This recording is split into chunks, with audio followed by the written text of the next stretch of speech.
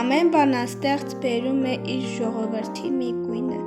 թվում է, թե հայոց աշխարհի գարնանա գույնը, գարնանա բույրը, գարնանա համը, Սահյանը բառերով վերարտադրել է հայկական բնության ամեն մի նրբերանգում,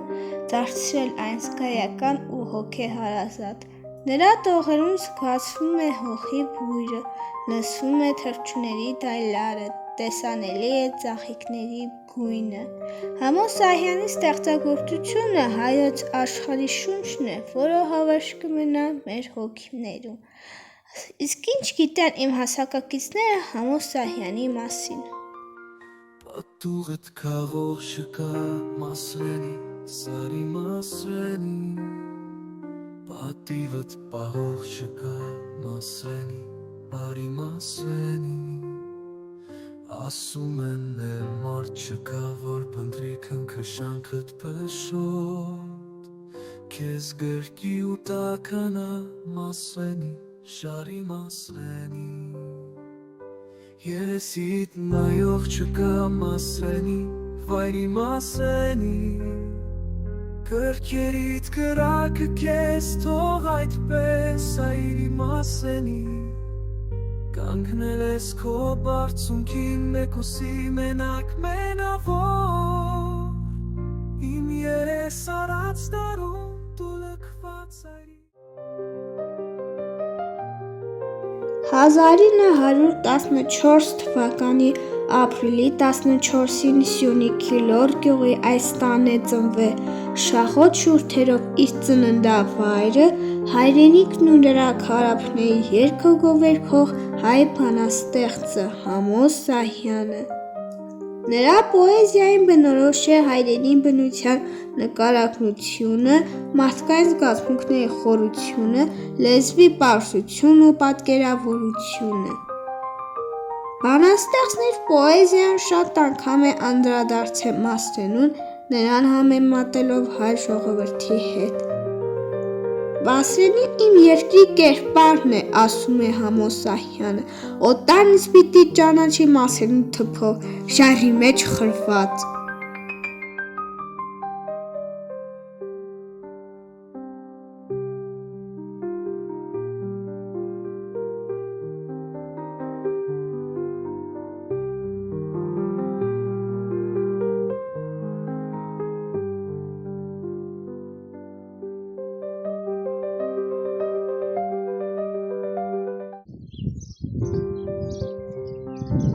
Ժայռից մասուր է կաթում, կարմիր սարսուր է կաթում, ձորում մշուշ է, ահռում մասուր է տանում, կարմիր սարսուր է տանում, ինչ լաշխուշ է,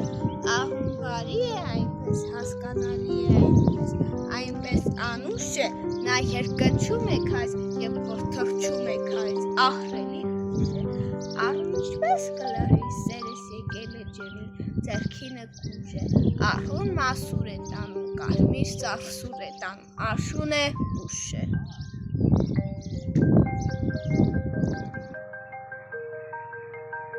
Ժայռից կաթող մասուրը խորհրդանշում է կյանքի ծագումը, նույնիսկ ամենաանհարմար պայմաններում։ Ահռում, որը տանում է մասուրը,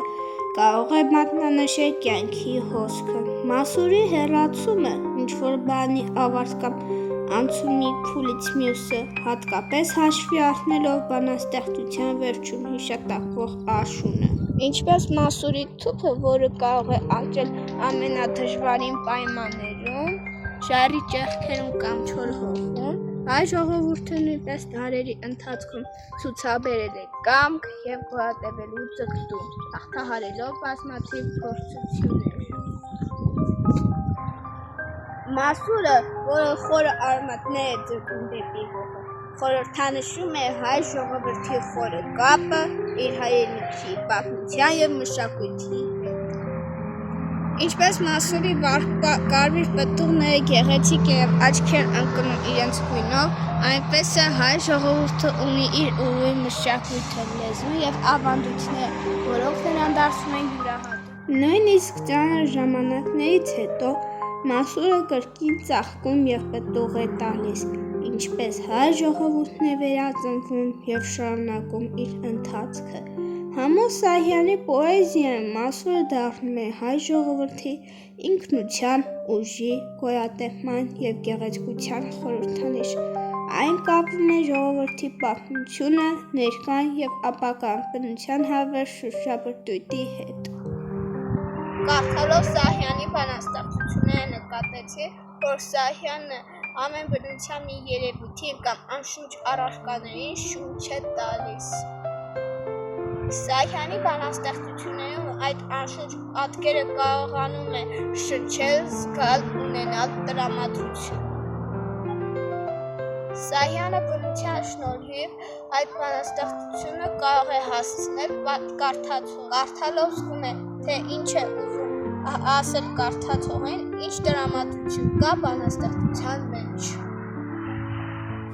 Հայաստան անուն տալիս Ժայռի մեջ մի տուն եմ հիշում Ալևոր կամուրջի հոնքին Ծիծերի մի բույն եմ հիշում Թեքված մի մատուր եմ հիշում Եվ բերդի տեղահան մի դուր Ավերակ տաճարի մի վեմ Եվ բեկված մի սյուն եմ Հիշում եմ լքված մի տոնիր Բերանի մամրոտած մի խուպ Մամրոտած որ մի խորոչում Մասեն ու վարսաթատ մի թուպ Աշխարհի քարերին մաշված Աշխարհից խլոված մի ծուպ Եվ հեռվում ինչ-որ ուշացած Ձիերի տոքյուն եմ հիշում Արևոտ մի սար եմ հիշում Ճակատին ձյունի պատարիկ Սարնի վար պարակ մի առու Շուրթերին